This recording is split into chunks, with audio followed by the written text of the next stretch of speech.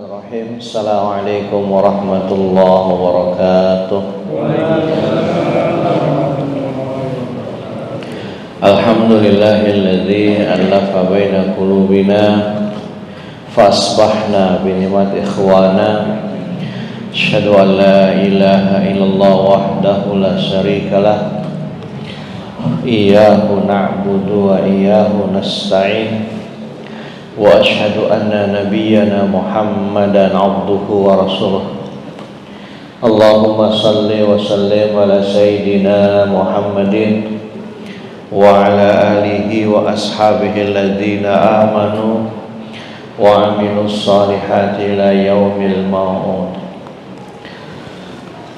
Hadirin jamaah salat subuh dirahmati Allah. Alhamdulillah, kita bersyukur pada Allah atas segala limpahan rahmat, nikmat dan karunia-Nya sehingga kita bisa beraktivitas sebagaimana biasa. Selawat dan salam semoga tercurah pada qudwah kita, Rasul kita Nabi Muhammad sallallahu alaihi wasallam serta keluarga, sahabat dan umatnya yang terus dan senantiasa menghidupkan sunnahnya hingga akhir zaman.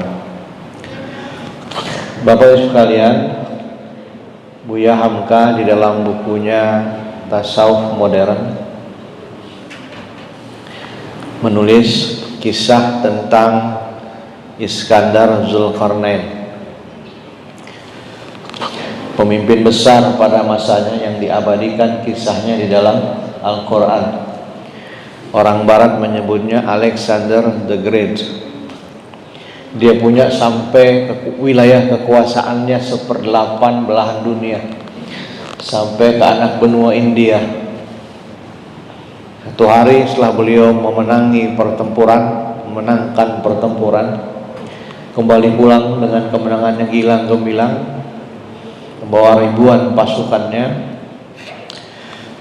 Menjelang malam, Iskandar Zulkarnain berpesan pada seluruh tentaranya, nanti di tengah malam tepat kita akan melewati sebuah sungai.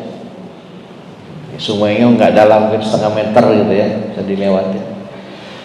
Sepanjang perjalanan melewati sungai tadi, kata Iskandar Zulkarnain, saya perintahkan kepada kalian semua untuk mengambil apa saja yang kalian injak di dasar sungai. Ya, perintahnya jelas. Betul, begitu tengah malam mereka lewati itu sungai. Padahal perintah beliau jelas, ketika nanti kau lewati sungai tersebut di tengah malam, apapun yang kalian injak ambil dan penuhi tas-tasnya. Jangan berhenti mengumpulkan kalau tas belum penuh. Ternyata pasukan ini dalam mentaati perintah Iskandar Zulkarnain terbelah 3. Ada yang pertama, sami'na wa ata'na. Kami dengar, kami taat. Begitu masuk sungai di tengah malam, mereka ambil aja. Kerikil diambil, apa aja diambil. Sampai perintahnya kan apa aja diambil sampai penuh. Penuh dia bawa dengan berat. Yang kedua, yang sekedar menggugurkan kewajiban. Nah, ini kan sungai, dari ujung ke ujung batu semua. Nah, udah ambil aja satu lah. Yang penting kan udah dapat satu. Kalau ditanya ini yang saya injak dari ujung ke ujung beginian semua dalam batu itu.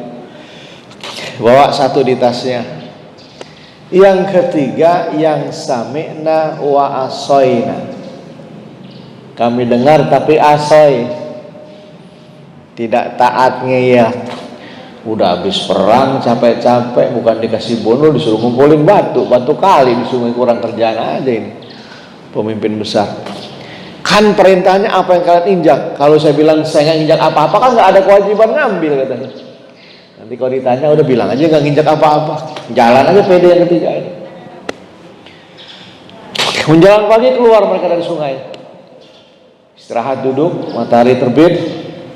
Kata Iskandar Zulkarnain, apa yang sudah kalian ambil menjadi milik kalian semua sebagai hadiah atas kemenangan peperangan kita kemarin. Nah, semuanya bingung, emang apa sih? Cuma dikali batu doang. Begitu dibuka, ternyata isinya permata, intan, berlian, mutiara. Ternyata emang sungai itu isinya itu aja. Dan yang tahu semua Iskandar Zulkarnain. Kira-kira begitu tahu isinya intan, berlian, permata, 3 pasukan yang terbelah ketaatannya bagaimana? Menurut kita, pasukan manakah yang paling berbahagia? Dan pasukan mana yang paling sengsara? Yang paling berbahagia adalah yang bersikap sami'na wa ata'na. Kami dengar, kami taat. Begitu dibuka, ternyata yang tas penuh tadi isinya intan, berlian. Sumringah dia, alhamdulillah. Udah dekat lebaran bawa intan sekantong ini. Waduh, udah tenang lah. Pertamax mau mahal, minyak goreng mah tenang. Kalau perlu 1 ton saya beli ini. Dapat minyak 1 itu, dapat berlian intan 1 tas. Bagaimana dengan yang sekedar menggugurkan kewajiban? Nyesel nggak Pak? Ya Allah, kenapa cuma 1? Tapi untung saya mungut juga. Kalau enggak, aduh sayang. Bagaimana dengan yang ketiga, yang sami'na wa asaina, yang ngeyel? Nyesel nggak? Masya Allah. Tahu begini mah 2 karung saya masukin. Tapi udah lewat. Nah, kita udah sebulan ini melewati sungai Ramadan. Biasa ya. Kita sudah sebulan. Bulan lalu saya sudah bahas tuh 7 mutiara Ramadan kan. Lalu kita laksanakan itu luar biasa tuh. Ya.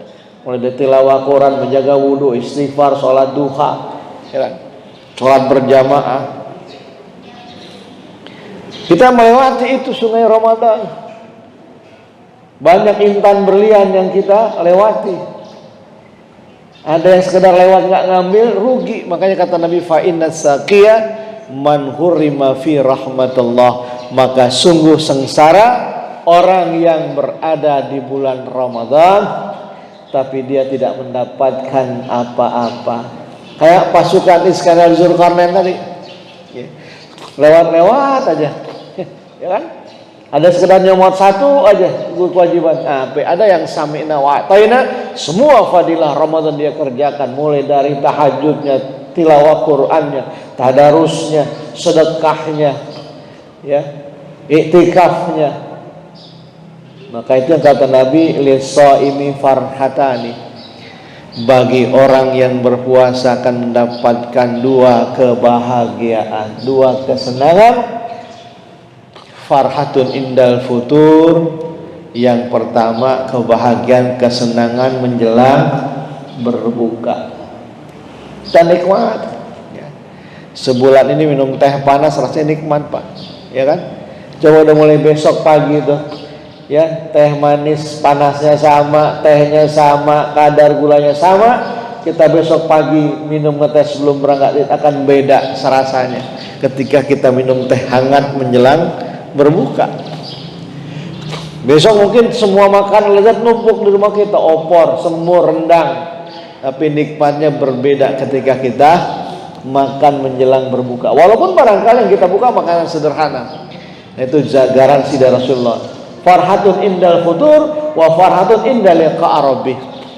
Maka kebahagiaan yang kedua adalah ketika dia liqa', berjumpa dengan Tuhannya.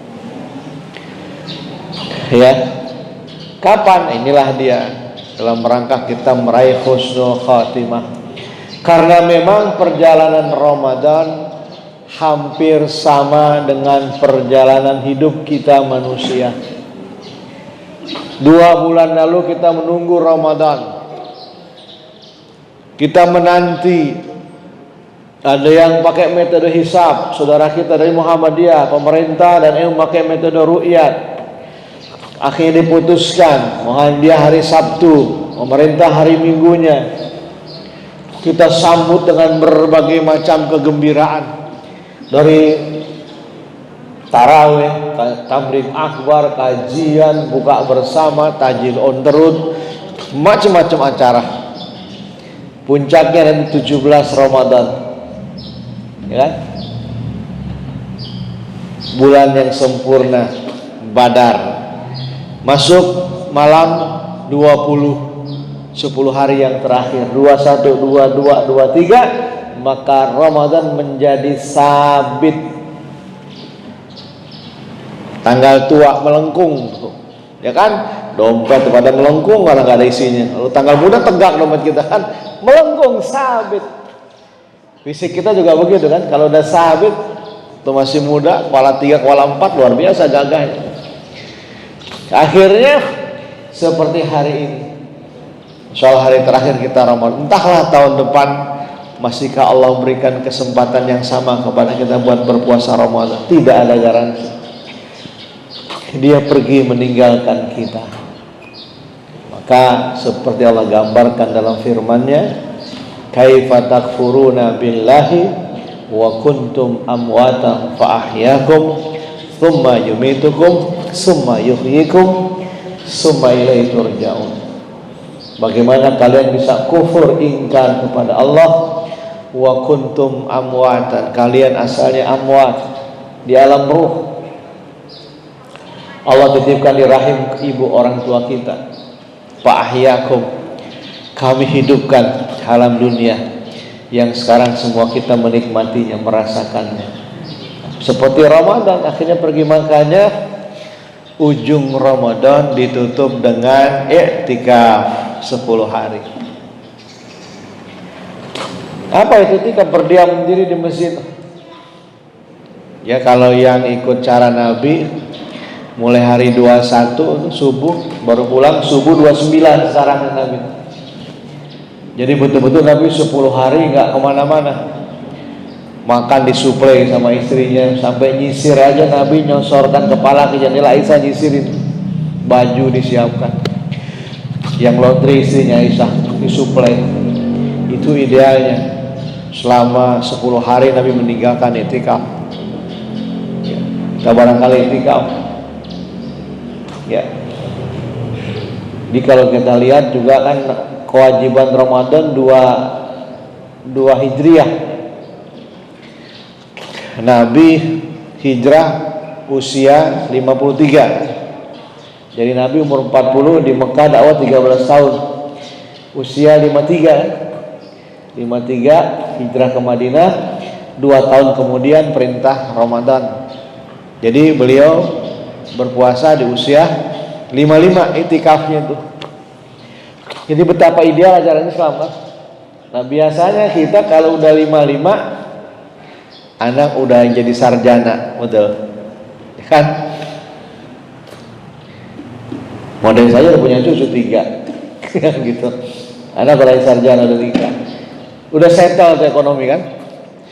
Kredit udah lunas, rumah udah nambah 2 ya, di Pamulang 1, di Bogor 1 gitu kan. 55 biasanya udah tenang tuh hidup kita.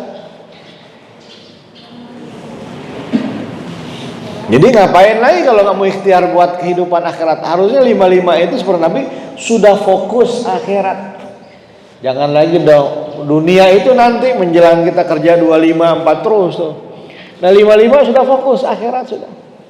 Jangan di usia itu masih juga fokus dunia yang dikejar-kejar. Nabi ketika usia 55 sampai wafatnya. Ya. Jadi luar biasa. Kita beriktikaf meninggalkan, dalam hadis Nabi meninggalkan keluarganya, mengencangkan ikat pinggangnya, meninggalkan kasurnya 10 hari. Kita tinggalkan keluarga, pekerjaan. Ya bagi yang memang kita mampu, udah gak ada masalah secara ekonomi, anak udah pada berkeluarga, ya udah lama, udah pada tua kita, papa mau i'tikaf 10 hari nggak apa-apa. Kalau kita masih punya tanggung jawab cari nafkah, karena i'tikaf hukumnya kan sunnah, mencari nafkah hukumnya wajib. Tinggalkan anak keleleran nggak bagus juga kan, anak nggak makan, anak nggak dikasih belanja, diitikaf 10 hari, nah, itu nggak bagus. Makanya lihat Nabi rundownnya kan jelas, usia 55 beliau berperintah itikaf tuh.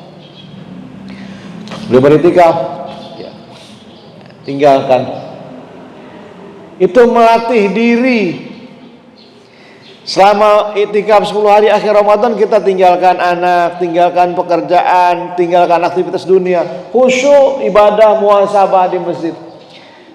Itu melatih diri, satu saat kita akan meninggalkan semuanya dan selamanya. Ya gak? Makanya begitu tanggal 29 pulang ke rumah, dia lihat istrinya ada kerinduan yang luar biasa. Ya Allah, istri yang menjadi belahan jiwa, yang berwakaf hidup dengan saya seumur hidupnya, satu saat saya meninggalkan istri atau istri meninggalkan saya, kan sebuah kepastian.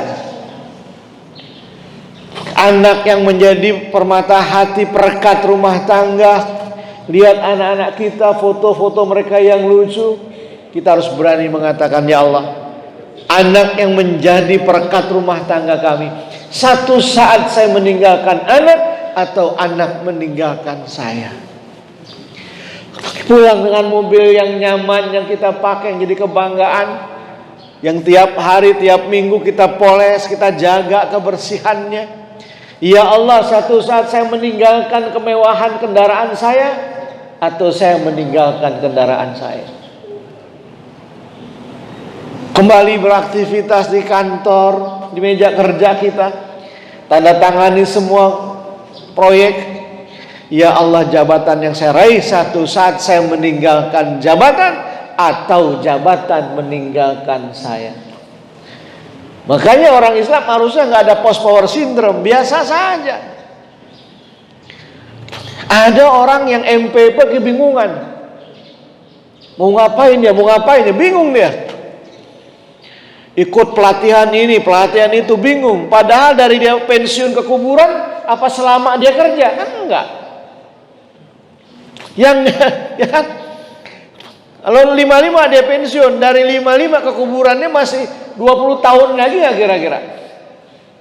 Secara biologis, umur takdir Allah, ya kan?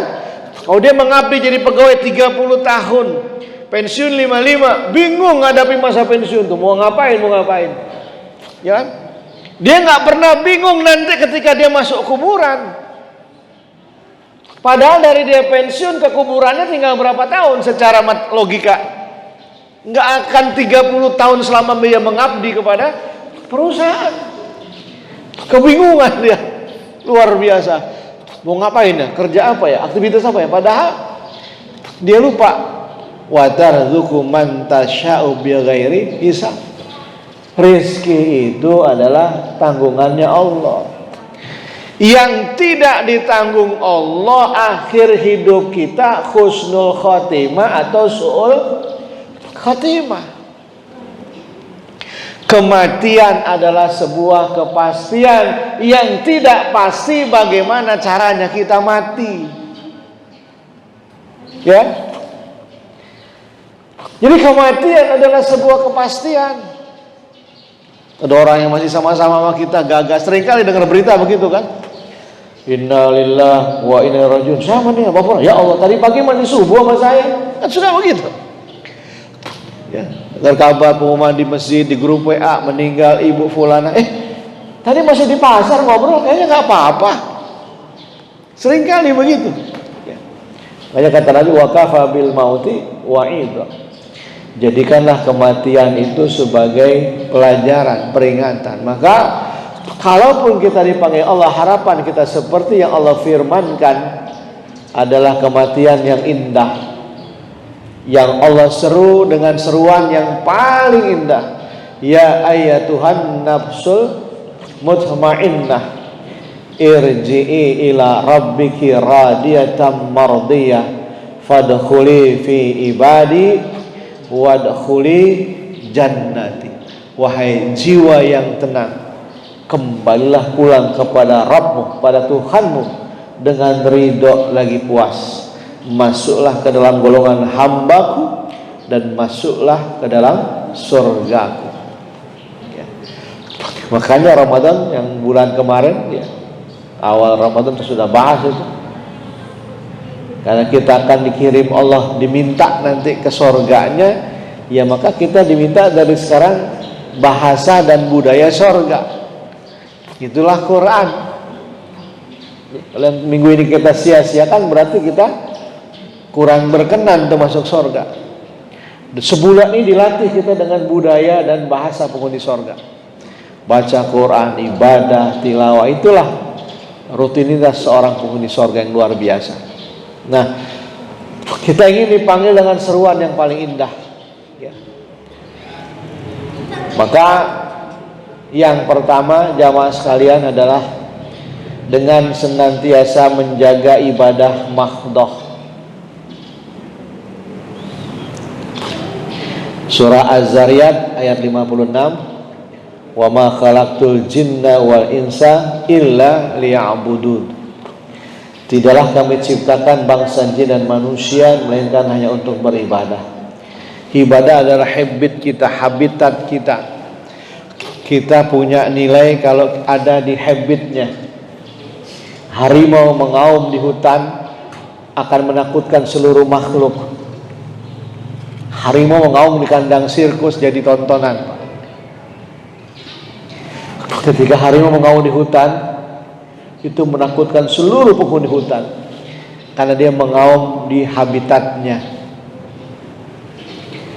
Harimau baru lahir dipisahkan dari induknya, dirawat sama kipernya, pawangnya, dikasih susu formula, dibesarkan dengan kelembutan tangan pelatih pawang manusia.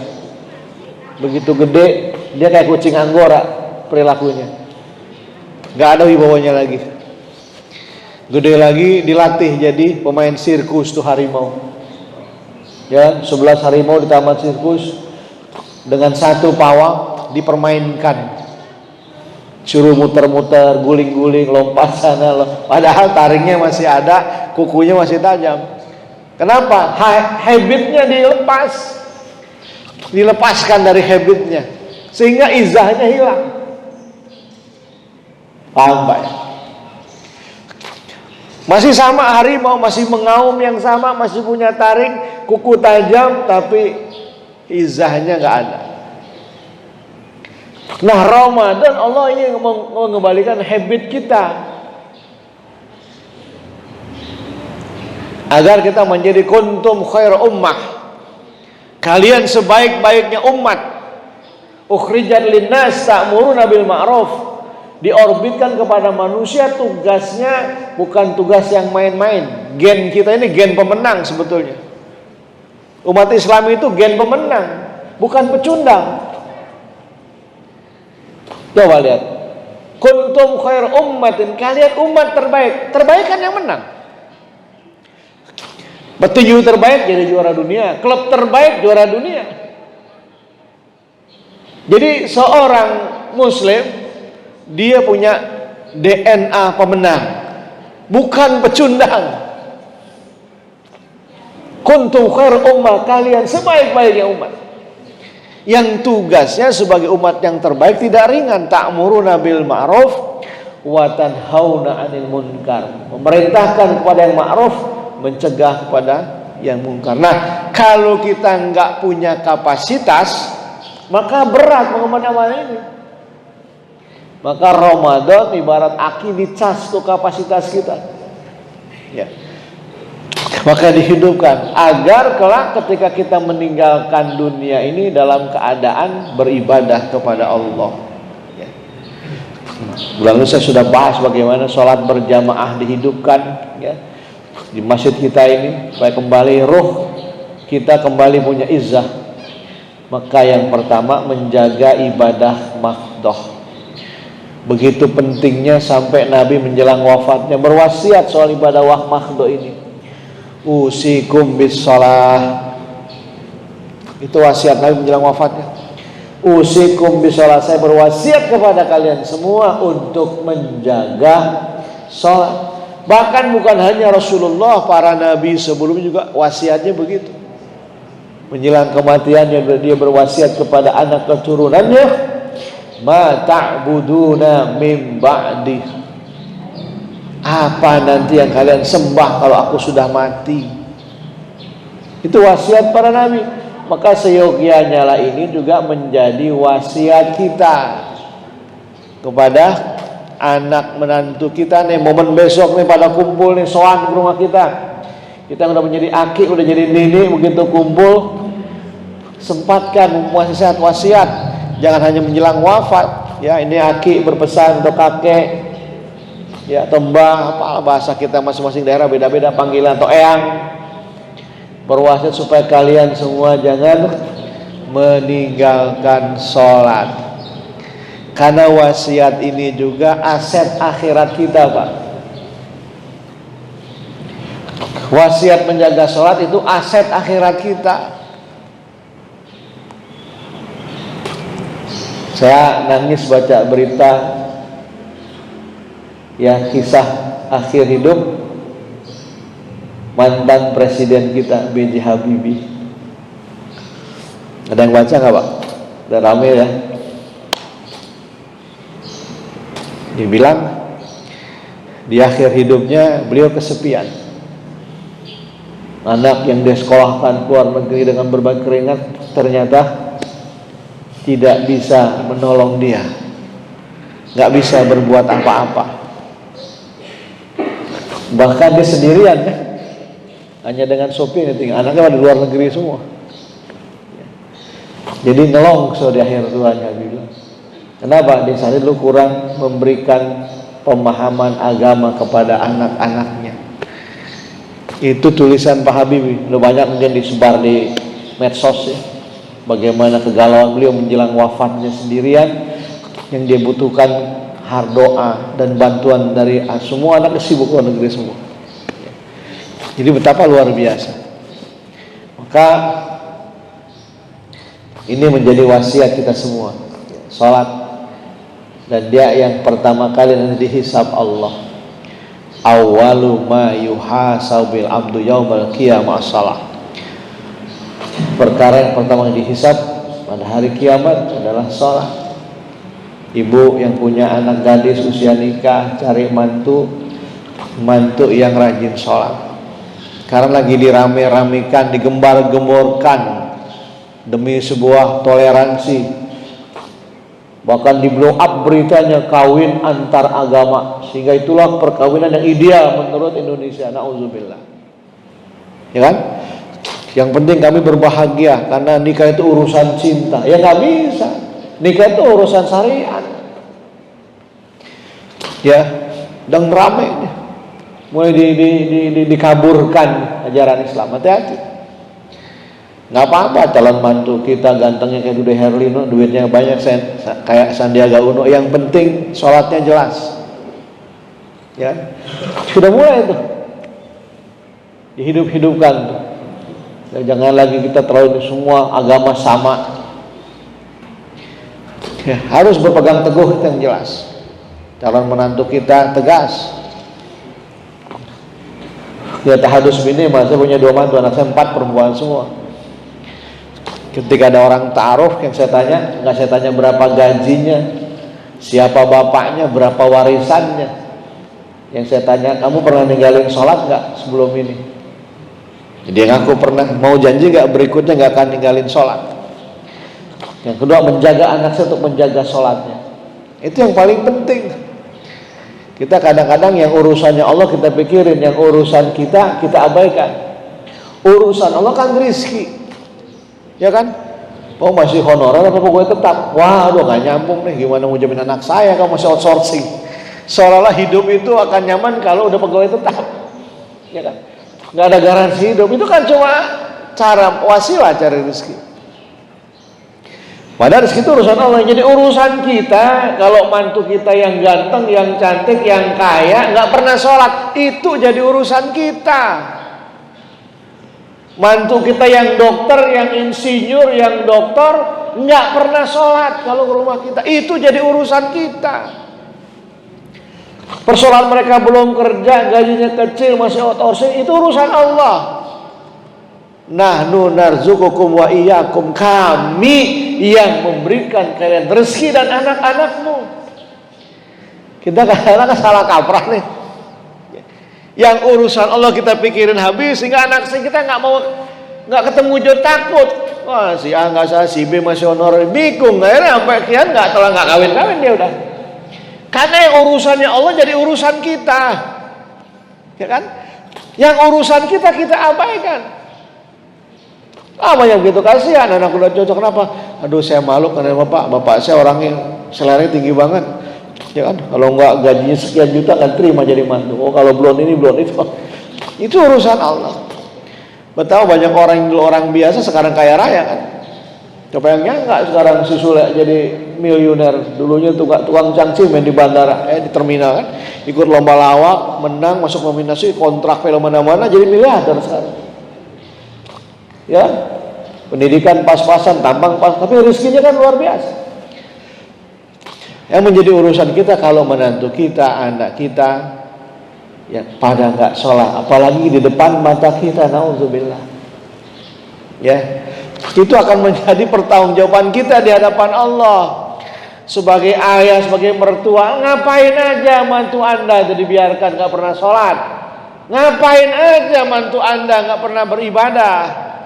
Lalu di mana wibawa anda sebagai orang tua? Itu akan jadi pertanyaan di hadapan Allah. Yang pertama, menjaga ibadah makhluk. Ku anfusakum, jaga diri kita. Wa ahlikum, keluarga. Ya, bagi anak nikah, apalagi kalau anak kita perempuan, titipkan untuk anak kita beribadah. Nah, kalau 4 anak semua 4-4-nya rajin ibadah, besok kita wafat, senyum Pak. Ya kan? Anak pertama manajer di perusahaan asing, gajinya dolar, tapi duha nggak pernah tinggal. Apa nggak luar biasa? Karena kedua pengusaha, materialnya di mana-mana, tiap tahun umrohin orang, duafa, pegawainya, ustadznya. Jangan lupa sampai sana doain mak saya ya, bapak saya ya. Apa nggak luar biasa? Kalau 4 anak, 5 anak semuanya ibadah. Yang pertama, meraih husnul khatimah dengan senantiasa menjaga ibadah makhdoh. Yang kedua, menghidupkan yang sunnah. Yang bulan lalu sudah saya bahas awal Ramadan ya, 7 amalan sunnah. Karena kata Nabi, setiap orang akan dimatikan dengan kebiasaannya. Kan udah banyak contoh. Kalau ada laptop enak ya. Seorang ulama di Jeddah, habis asar suka kasih kultum, karena memang ilmunya luas, murid-muridnya banyak dari berbagai malam kalangan. Jadi rutin di Masjid Raya Jeddah itu ngasih kultum. Nggak lama kultumnya, paling namanya kultum sebentar, tapi orang menunggu wasiat-wasiat yang penuh syarat dengan ilmu, tausiah yang bernas, menyentuh. Itu ada di YouTube. Dia menghadap jamaah, kalau sepuh umurnya 70-an. Dia kasih tausiah singkat setiap asar. Orang menyimak, mendengar, ingin mendapatkan siraman kesejukan dari sang ulama. Itu biasa habis sholat asar dia duduk menghadap jamaah, karena CCTV direkam. Dia kasih lagi mukadimah, masih baca mukadimah, tahu-tahu matanya redup, jatuh, meninggal dunia. Diperiksa sama dokter, ada jamaah yang dokter nyatakan detak jantungnya, nadinya udah habis. Meninggal dengan kebiasaan baiknya ngasih kultum. Ya kan? Saya tinggal di Cikini, besok saya Idul Fitri khotib di sana, Masjid Jami Cikini Al Makmur, dekat rumah sakit Cikini. Itu seberang itu ada kampung Raden Saledo, itu kampung saya Pak. Depan saya di bagian belakang di kampung, depan itu bagian orang kaya tuh.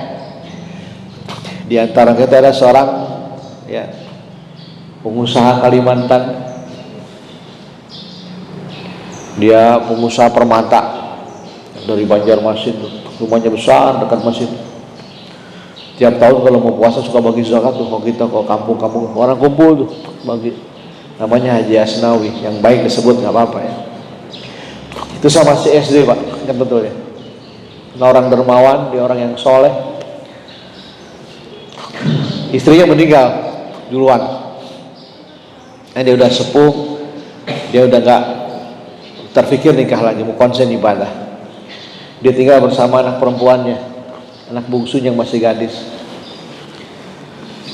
Biasanya dia sholat berjamaah subuh tuh, berangkat dari rumahnya, di sholat subuh dari Masjid Al-Ma'mur, dia suka jalan tuh ke Mandiri, Ciliman, itu kan nama-nama kali lah tuh, ya, Ciliman, Mandiri, muter situ, pulang lagi ke rumahnya. Anaknya udah siapin, kalau suka ada gorengan, ya kan, ada ketan urap gitu. Satu hari udah azan subuh nih, dia manggilnya abah, abahnya belum keluar rumah. Tumben biasanya sebelum subuh udah keluar, ketok, bah, udah azan subuh, nggak ke masjid, nggak ada jawaban. Begitu dibuka nggak dikunci, dilihat abahnya lagi sujud. Asumsi putrinya mungkin lagi sholat sunnah, udah tutup aja, dia terus ya sholat subuh, dia beres rumah, kok nggak keluar juga, mungkin lagi kurang sehat nih. Udah setengah 6, tokang jauh, bah udah ada gorengan, ada teh, ini kita ngopi bareng teh. Nggak juga ada jawaban. Buka lagi masih sujud juga. Curiga, ambruk, begitu dibangunkan ambruk. Panggil dokter dari rumah sakit segini, periksa jam 6. Kesimpulan dokter, diagnosanya abahnya wafat sudah 3 jam yang lalu. Nah kalau jam 6 diperiksa meninggal 3 jam lalu, berarti dia meninggal sekitar jam berapa, Pak? Jam 3. Kalau jam 3 posisi lagi sujud, berarti lagi ngapain dia? Rupanya memang si abahnya ini menjaga tahajud luar biasa. Penuturan keluarganya memang luar biasa, tahajud gak pernah tinggal. Sampai kalau study tour, dia tur keluarga di hotel gitu kan, ada orang kaya. Ini penuturan ketika meninggal cerita, memang dia luar biasa. Kalau acara keluarga pun kalau di hotel itu tetap aja dia tahajud di hotel gitu. Kalau kita kadang-kadang bablas kan gitu. Kalaupun lagi acara di luar kota gitu, udah kita kumpul sewa hotel, dia di hotel pun tetap sholat tahajud. Jadi karena tahajud menjadi hobinya, Allah wafatkan dalam hobi. Salah satu yang bagus, kalau bagus nggak apa-apa. Bu Risma itu suksesnya Bu Risma kan menghapus komplek Doli kan, masih kan Pak yang so viral itu, dia jadi wali kota pertama tuh. Ya kalau yang baik kita apresiasi, baik gitu. Kalau saya itu jempol buat Bu Risma, dia bisa menghapus yang dari zaman Belanda nggak pernah hilang tuh komplek itu, di tangan Bu Risma kan digusur habis itu. Karena Bu Risma waktu miris kan, karena kejadian seorang kakek usia 65 meninggal di komplek Doli. Hobinya begitu, kepengen gagah kayak anak muda umur 25 minum Viagra, kebanyakan jantungnya copot kan gitu. Kan ramai itu, viral, masuk TV One, akhirnya miris. Bu Risma udah gusur habis itu, jadi sumber malapetaka, digusur kan. Kebayang, karena kebiasaannya begitu, wafat dalam keadaan kayak begitu, di tempat begituan dengan perempuan yang bukan istrinya.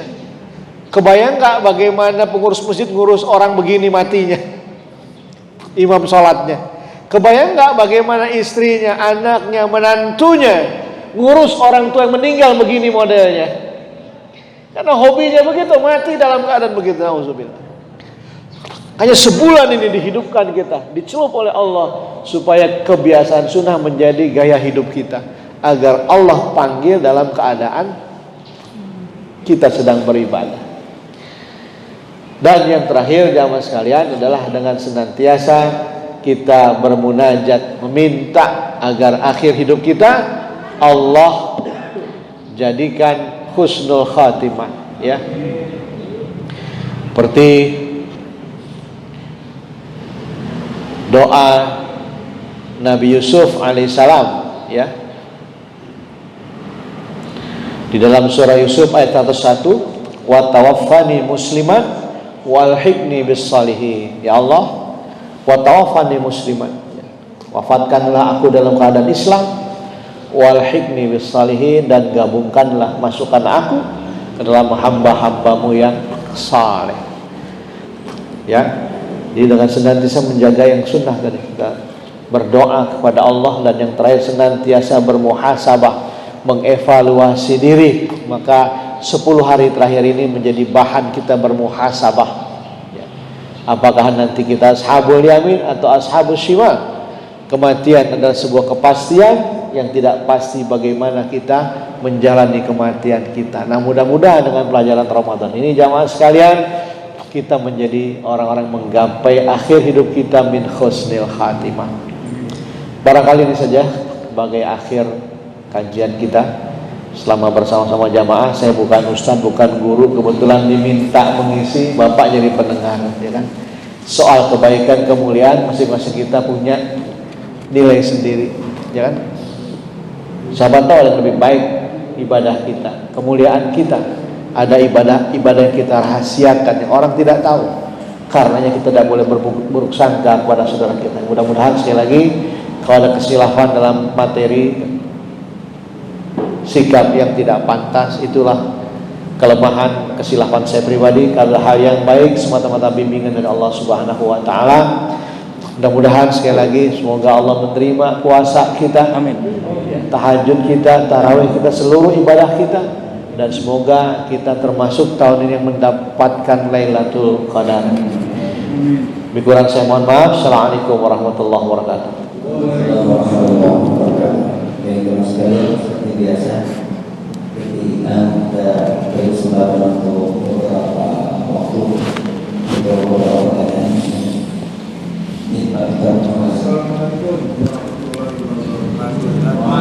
Bisa dipegang.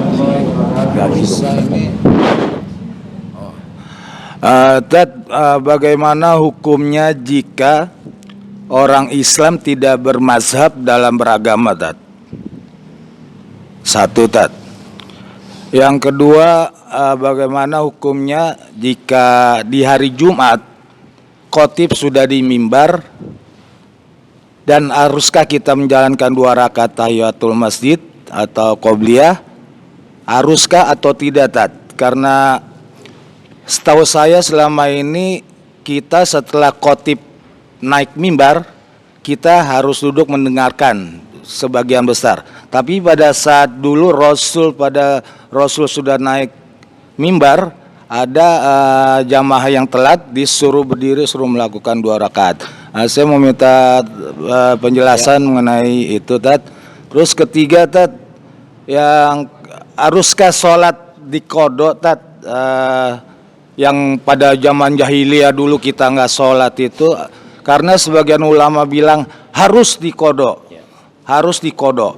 Tetapi sebagian ulama bilang tidak perlu karena ampunan Allah itu seluas lautan begitu, Tat. Itu aja, Tat. Terima kasih. Iya, Pak. Yang pertama, haruskah kita bermazhab? Enggak harus. Kalau kita punya kemampuan sama dengan para imam mazhab, silakan aja.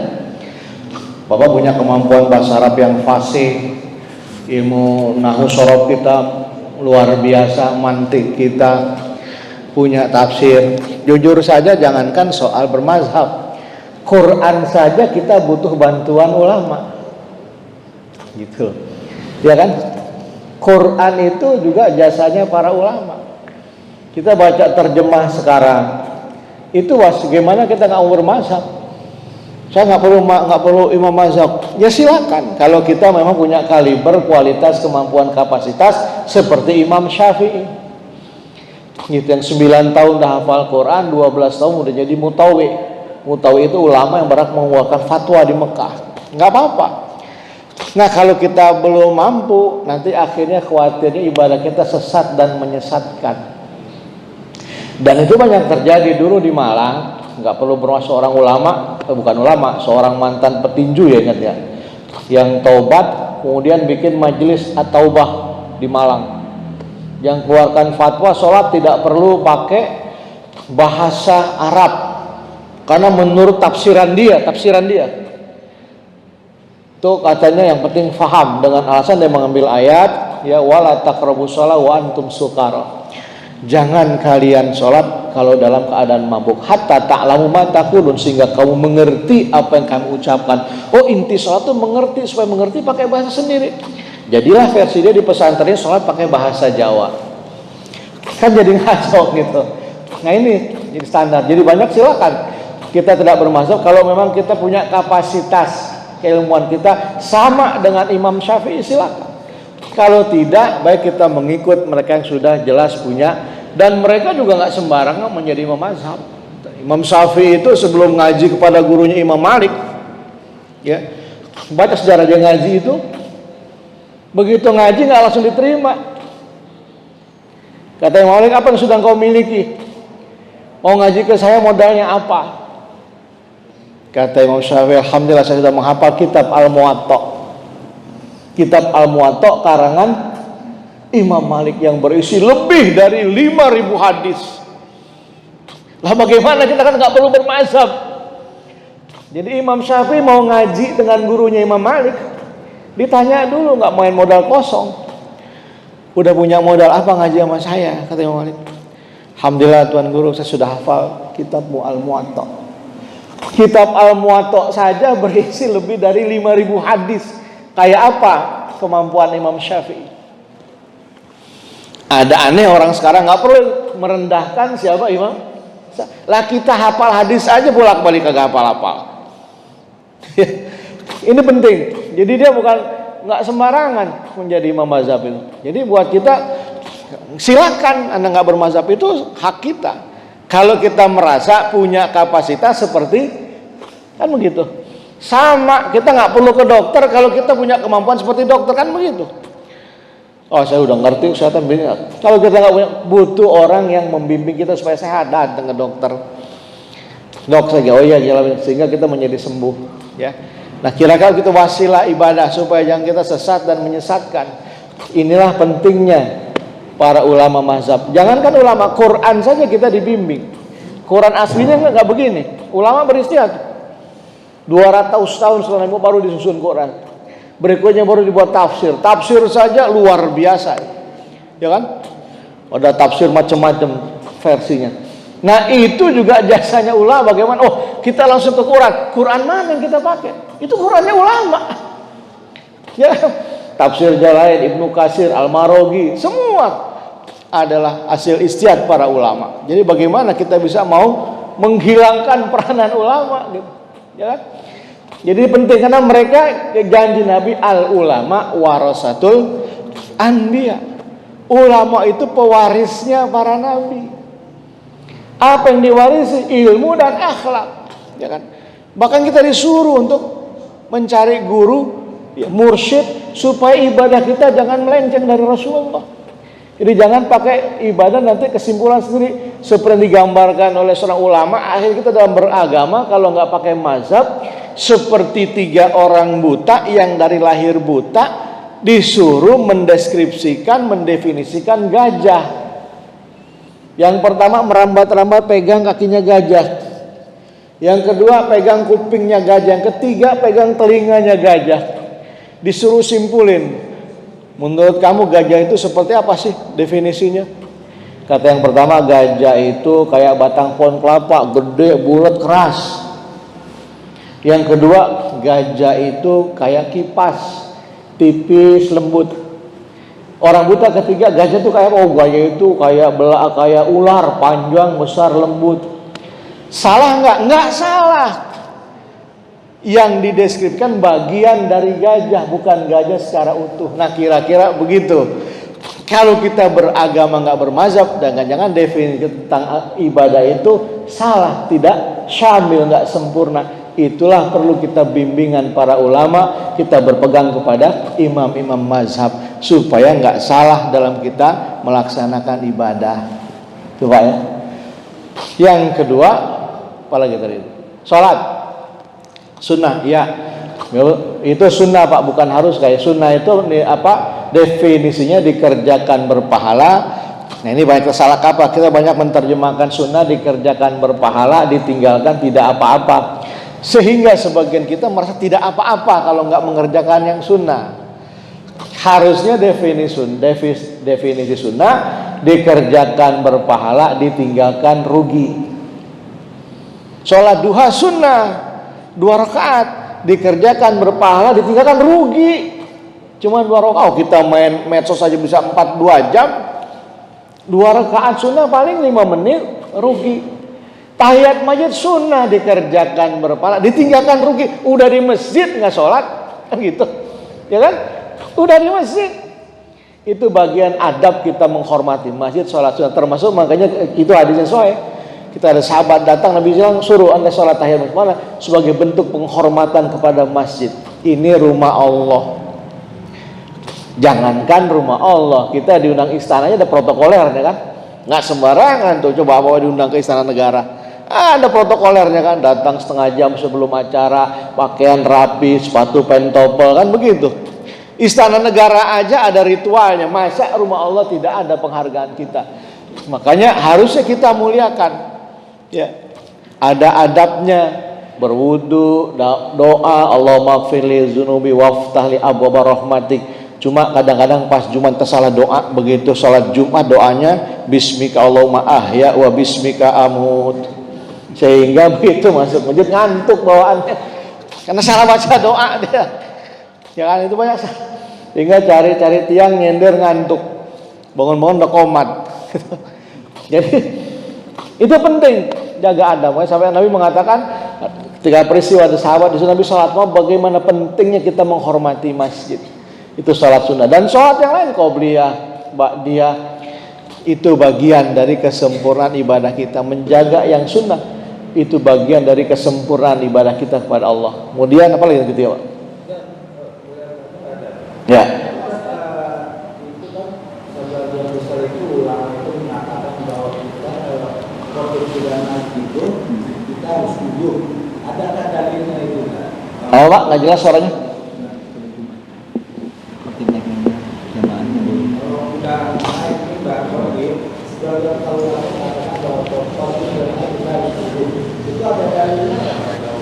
Iya, tapi kalau soal tadi Nabi suruh merintahkan sholat sunnah itu ada sebagai bentuk penghormatan masjid. Jadi boleh. Setelah Mbak sedang khutbah berlangsung, sholat tahiyat masjid itu boleh. Ada kejadian, ada contoh dari Rasulullah, silahkan. Gitu. Jadi persoalan ini ada ulama silakan aja. Karena itu ibadah sunnah, bukan hal yang prinsip. Langsung duduk apa jadi dosa? Ya enggak juga. Cuma dia kehilangan fadilah sunnah. Jadi nggak perlu kita centang perenang. Rasulullah kita langsung duduk nggak sopan, ya itu haknya dia. Ada orang yang menjaga, sayang sudah ke masjid kok menghormati. Karena ada contoh Rasulullah ketika sedang khutbah, ada sahabat datang diperintahkan sholat sunnah dulu sebagai bentuk penghormatan kepada masjid. Jadi nggak perlu. Ini kok orang nggak sholat, harusnya kayak saya sholat, ya nggak perlu. Ini persoalan sunnah kan begitu. Jadi ada sholat kita nggak sama satu witir. Ada yang witirnya habis taraweh, ada yang habis witir dia nggak taraweh, habis taraweh nggak duduk, nggak witir. Nggak perlu juga, ngapain sih orang tanggung tinggal witir doang. Mungkin dia niat witirnya nanti habis tahajud, ya kan. Jadi tidak perlu kita seuzon. Jadi bagi saudara kita, karena ibadah yang penting mereka laksanakan. Jadi, kalau ada saudara kita melaksanakan ada dasarnya. Oh iya, ada hadis Nabi dia sholat sunnah. Ada saudara kita nggak sholat sunnah, ya nggak apa, dia nggak perlu keutamaan sholat, itu haknya.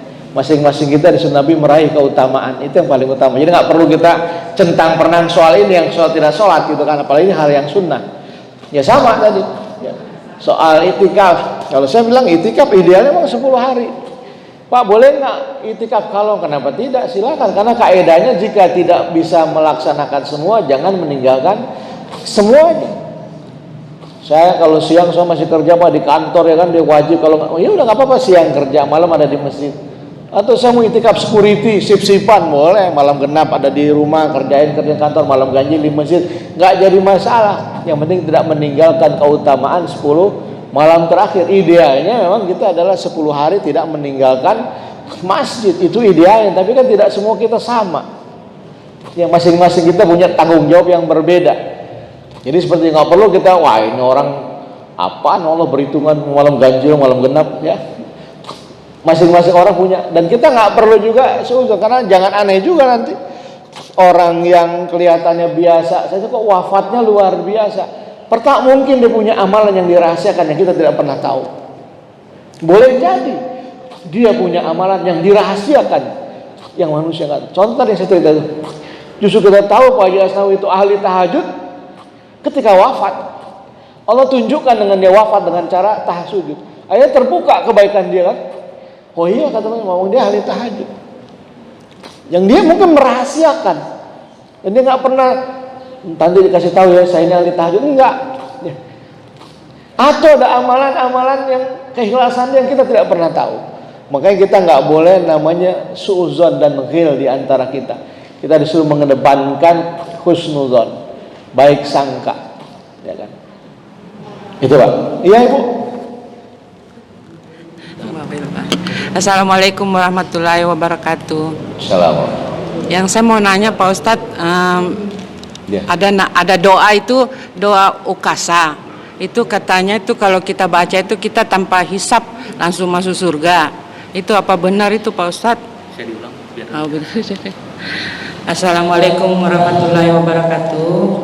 Pak Ustadz, yang saya mau tanya itu doa ukasa katanya tuh kalau kita baca itu tanpa hisap langsung masuk surga. Apa benar itu Pak Ustadz? Itu aja tanyanya. Assalamualaikum warahmatullahi wabarakatuh. Salam.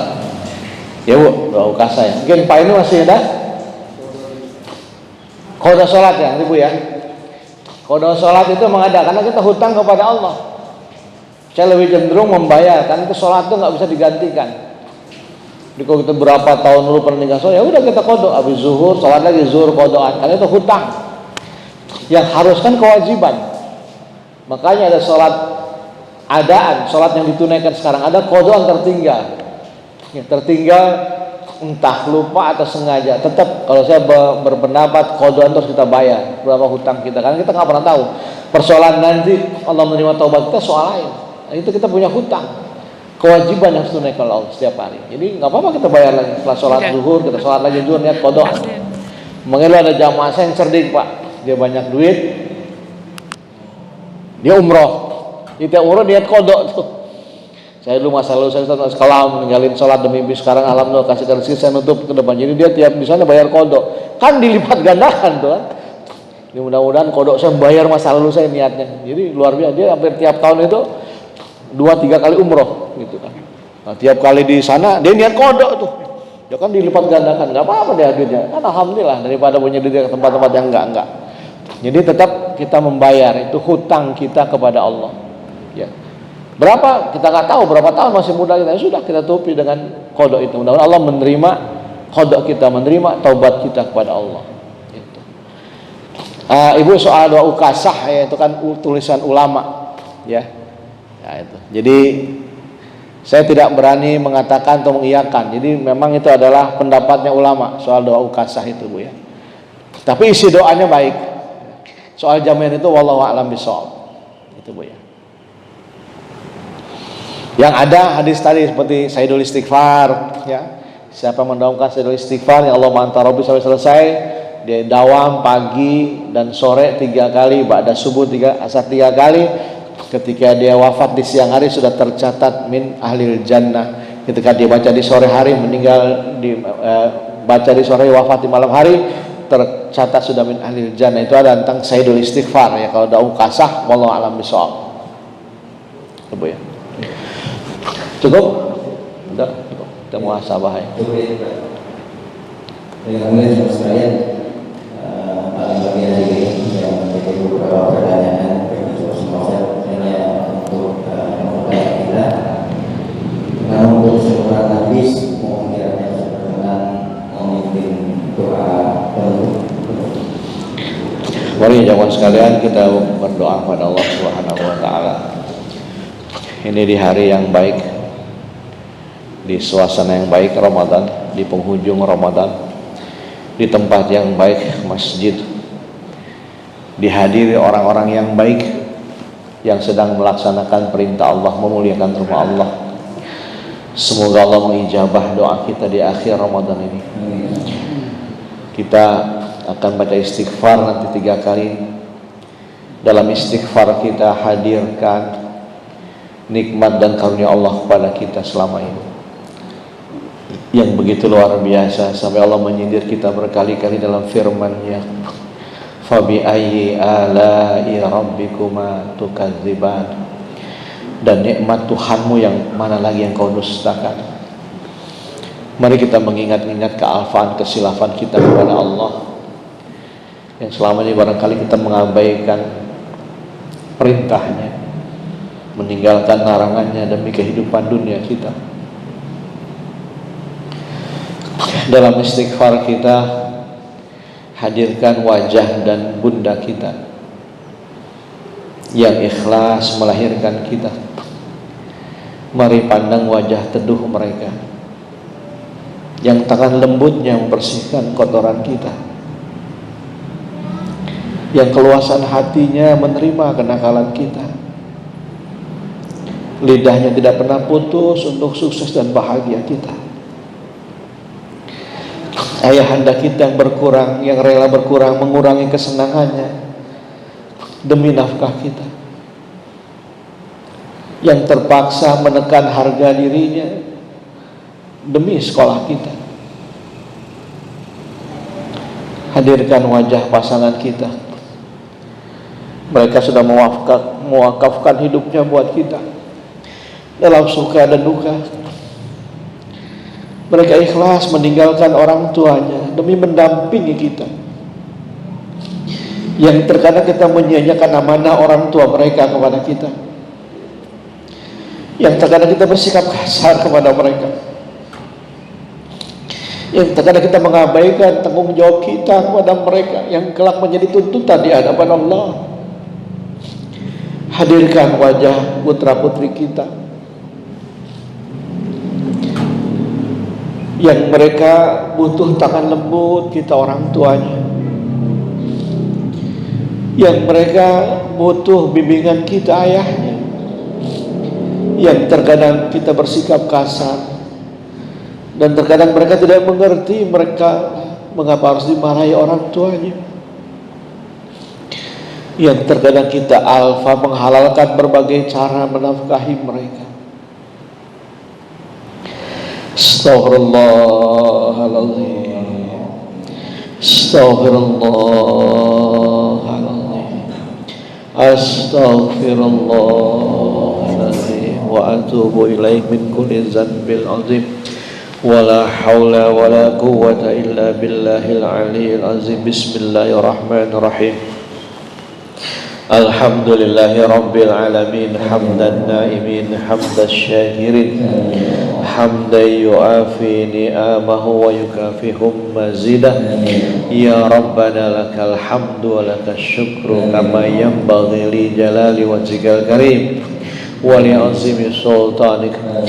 Allahumma inna nas'aluka salamatan fid din wa afiyatan fil jasadi wa ziyadatan fil ilmi wa barakatan fil rizki wa taubatan qabla al maut wa rahmatan indal maut wa maghfiratan ba'dal maut. Allahumma hawwin alaina fi sakaratil maut wan najata minan nar wal afwa indal hisab. La ilaha illa anta subhanaka inni kuntu minadh dhalimin.